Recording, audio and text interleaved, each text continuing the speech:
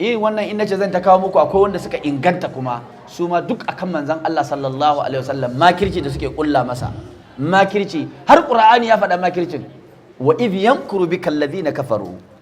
وإذ يمكر بك الذين كفروا ليثبتوك أو يخرجوك أو يقتلوك ويمكرون ويمكر الله نعم والله خير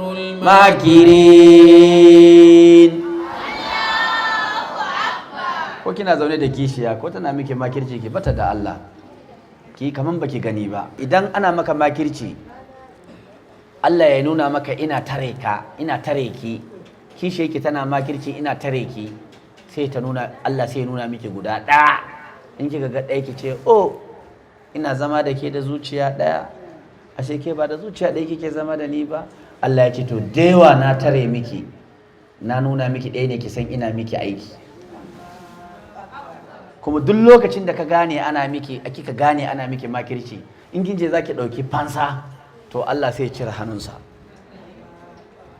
ki bar Allah ya ci gaba da kare miki Allah ya isar miki yafi mutane su isar miki da mutanen duniya su soka Allah ya kika wanne kuka zaba gara Allah ya soka mutanen duniya su kika balle ma ba zai faru haka ba kun gane don haka Allah ya tare miki yafi ke ki tare da kanki kuma in mata ne makirci akwai makiran mata akwai salihan mata haka duniya aka kasa akwai matan kirki wata yar kankanuwa in ta ga dama wallahi shekaran ki 40 kuna kishiya da ita sai ta miki makirci in kika yi wasa sai a baki yellow card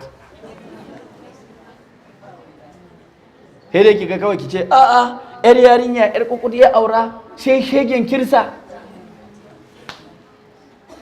ba sha mata kai ba haka auro ta yar karama da ita wallahi ta ga dama ranan girkin ki ke ya shekara 40 din ranan girkin ki wallahi ta burkice sai ta ce aljannu